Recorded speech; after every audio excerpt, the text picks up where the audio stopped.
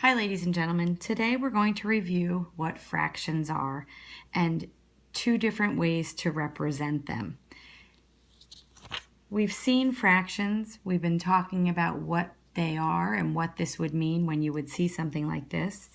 Well, you're pretty good with knowing that the top number is your numerator and the bottom number is your denominator, which I always think down, D for down, for denominator. So the numerator is how many parts they're talking about out of how many whole parts. So this is 1 out of 4 parts that we're talking about. So what does that look like and how could you model that yourself? Well, if we were treating ourselves with 4 candies, we could say that 1 looks like that, but I could even trade it out for a red one, which really shows you 1 out of 4. And the reason why I can use this to show fractions is we know that they are equal parts. We couldn't use something that wasn't the same size.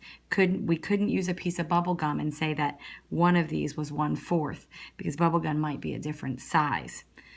Same thing if we did all red, we could model it that way. So the green here would be 1/4, or the red would be 3/4, just a few different ways. But you won't have candy to be able to model in class, so how could you model? Well, you could use the part whole model, which I drew 3 different shapes here, and you could choose one that works best for you. So how would we do that? Well, we would have to break them into, remember, we have our fraction is 1/4, so we'd have to have 4 equal parts. Okay, so let's draw 4 equal parts on our rectangular shape. What I like to do, especially if it's an even number, I like to go down the middle first, then split to make them as even as I can. So I have 4 parts, and again, I want to show 1/4. What I would do is go ahead and color in 1/4. Now moving ahead, same thing would go, except with a circle, we would have to make it how you would cut a pie, straight across. You wouldn't be able to cut it this way because it wouldn't be equal parts because it's a circle. So what I do is 1 across the middle and make sure that I have 4 equal parts. 1, 2, 3, 4. And again, what I can do is color to represent that. That's 1/4 again. Now I have a square.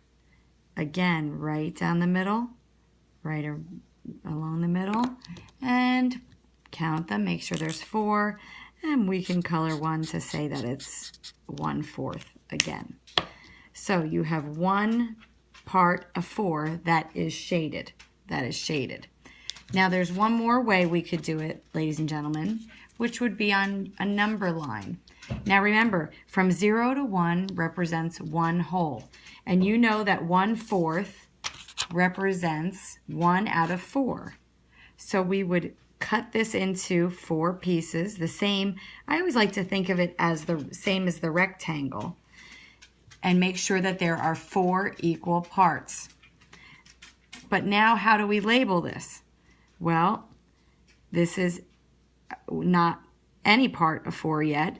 We move along. This would be 1 part of 4, so 1/4. This next one would be 2 parts of 4.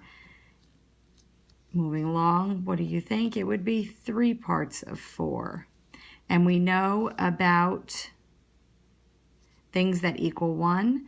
So if we have all 4 parts out of 4, then we know that is 1 whole number. 1 whole number, okay? Now, how would I show this on the number line, though? I made the number line. How could I show it? Well, simply by graphing it on the line. I'm going to use red, and we can put the plot right there to show that that is 1/4. And remember, you have to count the whole space, so this is 1/4, not just the lines.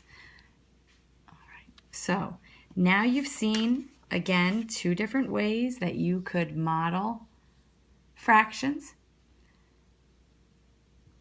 So take these tools with you and they can help you along the way. Thank you.